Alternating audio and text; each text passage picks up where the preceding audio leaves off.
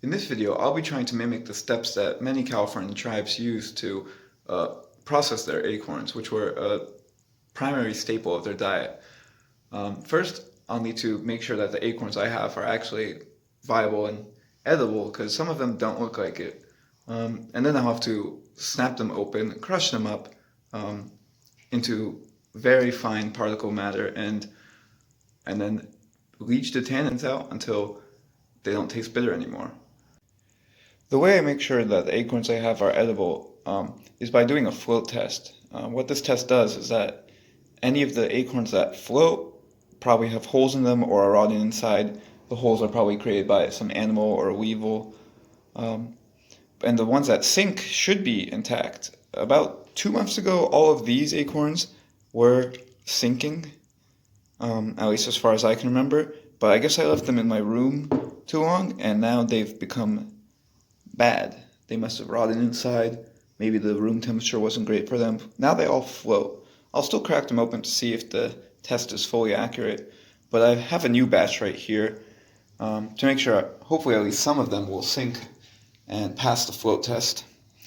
So I'll fill up this pot with water.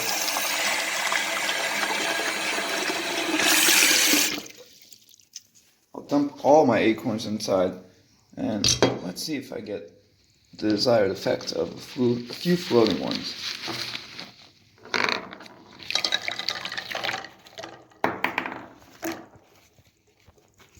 Creating a little bit of a mess here. Or a few sinking ones, I meant.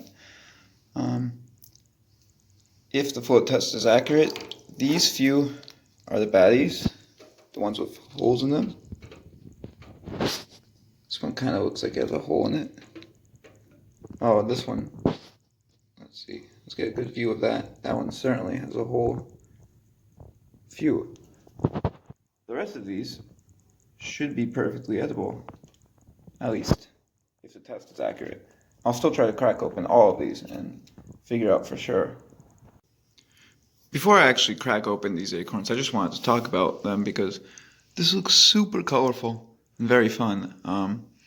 These acorns are from, or most of them are from the Northeast. Most of them are collected around campus, some in forests nearby.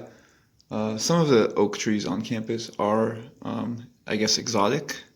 I believe some of these acorns, probably like this one, is from like a water oak, which I guess is southern United States, I think.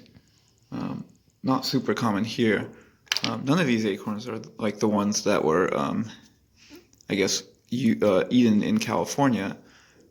Those acorns were much bigger, I think, than any of these. I really doubt any of these. This is probably the biggest acorn I have here, which I think is from a chestnut oak that I got in,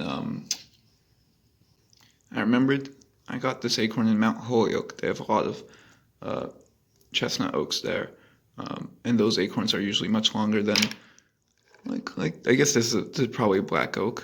A few of these I think are from white oaks from near the campus library, or Du Bois Library. And the rest of these I got from around Sylvan Woods, which probably has a lot of red or black oaks. I doubt those are white oaks over there. So that's my acorn analysis. Now, here we have a man and his brick. No. Now I will crush each acorn to crack it open so we can take out the inside part, because that's what we want.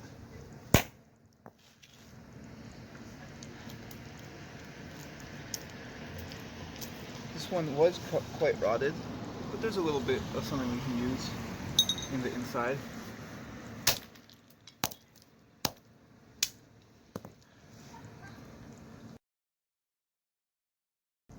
Is that what the squirrels eat? Is the interior?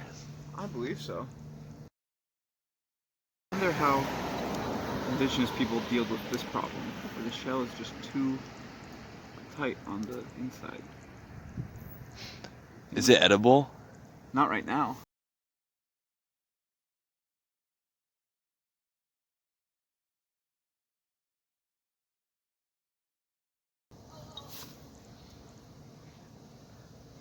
I'm being very wasteful.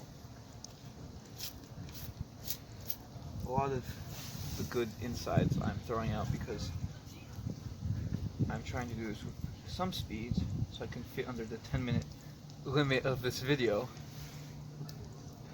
But indigenous groups, or at least based on what I've learned, wouldn't waste a bit of this inside of the acorn. Meanwhile, I'm just trying to get some of it crushed.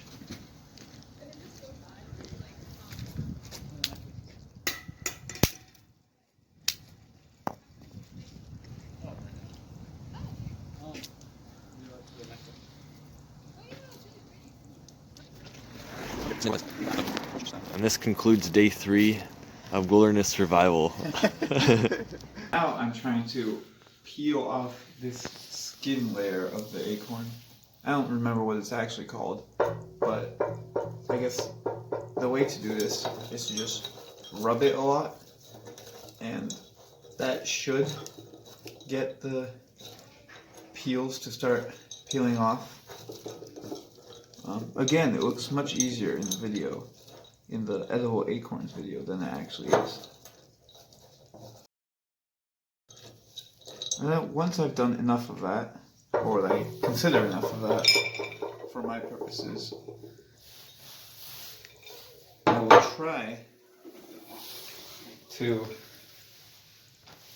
use a technique of just blowing air and throwing this into the air to get all the light skins out of there.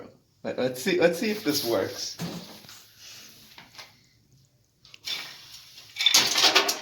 No. But I understand the process. Now, I will try crushing up the acorn bits that I have until it becomes a fine powder.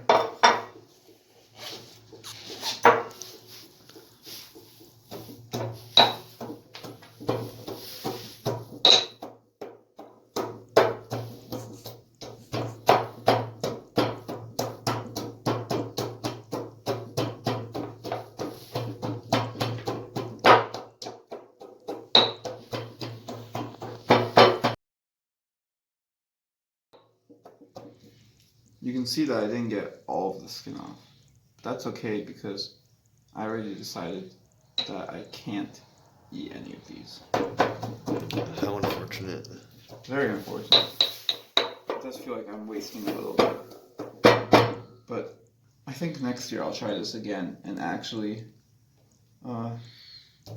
do it right after I collect the acorns, so none of them are dirty or dry or weird.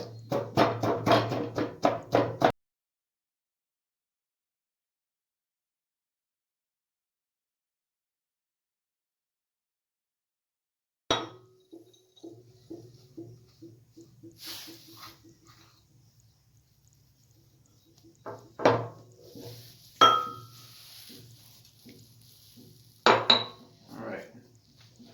Now, let's clean this off.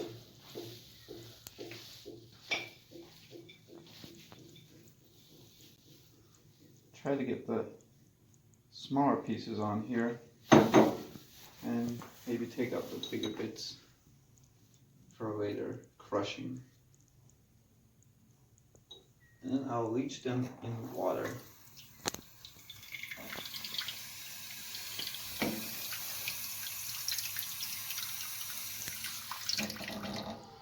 And I'll let it sit for a bit.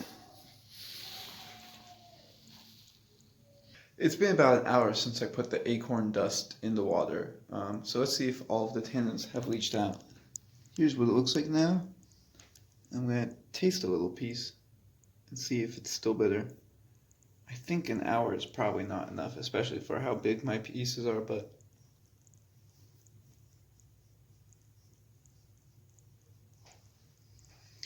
it's slightly less bitter than it was an hour ago. Now it's like a almondy kind of taste. I bet if I let this sit overnight, it'd probably taste not bad.